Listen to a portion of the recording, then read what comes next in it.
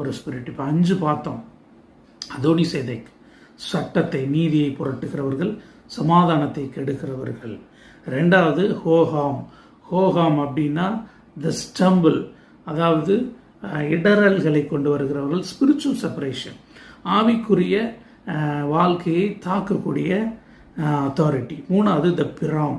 பிராம் அப்படின்றது இன்டாமிட்டபிள், அன்கான்கரபிள், எங்களை ஜெயிக்க முடியாதுன்னு சொல்லி ஒரு உங்களுடைய மேன்மைக்கு விரோதமாக என்னை மீறி நீ எப்படி முன்னேறன்னு நான் பார்க்குறேன் அப்படின்ற மாதிரி ஜனங்கள்.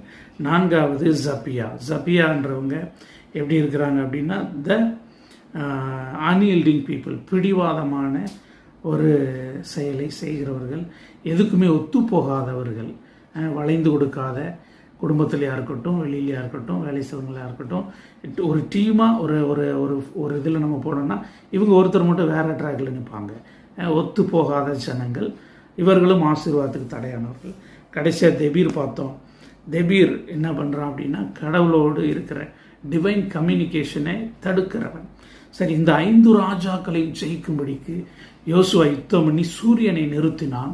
சூரியனுடைய அந்த அந்த ரன்னிங் டைமை நிறுத்தி அந்த யுத்தத்தை ஜெயமெடுத்தார்கள். சரி, இப்போ அந்த ஜெயமெடுத்து இவங்க ஜெயிக்க போகிற நேரத்தில் ஜனங்கள்கிட்ட சண்டை போடும்போது இந்த 5 ராஜாக்கள் என்ன பண்ணாங்கன்னா வேகமாக துரிதமாக ஓடி போய் ஒரு கெபிக்குள்ளே ஒளிந்து கொண்டார்கள். இந்த ஒளிந்து கொண்டதை ஜனங்கள் தெரிஞ்சு யோசுவாட்ட சொன்னோடனே யோசுவா சொன்னார், அந்த கெபி என்ன பண்ணுங்க, ஒரு பெரிய கல்லை வச்சு மூடுங்க, அதுக்கப்புறம் இந்த யுத்தத்தை முடிச்சுட்டு எல்லாரையும் அழிச்சிட்டு நம்ம அவங்கள்ட்ட வருவோம் அப்படின்னு சொல்லி வந்துட்டாங்க. அந்த கெபி பேர் என்ன அப்படின்னா மக்கேதா.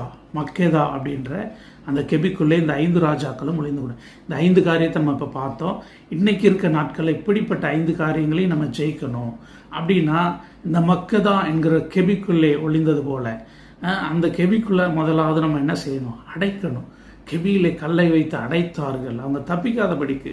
இப்படிப்பட்டவங்களை முழுசுமாக இருந்து ஜெயம் எடுக்கணும் அப்படின்னா முதலாவது கெபியிலே அடைக்க வேண்டும். மக்கதா அப்படின்னா த பிளேஸ் ஆஃப் ஷெப்பர்டு. இன்னொரு மீனிங் ஆர் ஹர்ட்ஸ்மேன் பிளேஸ்.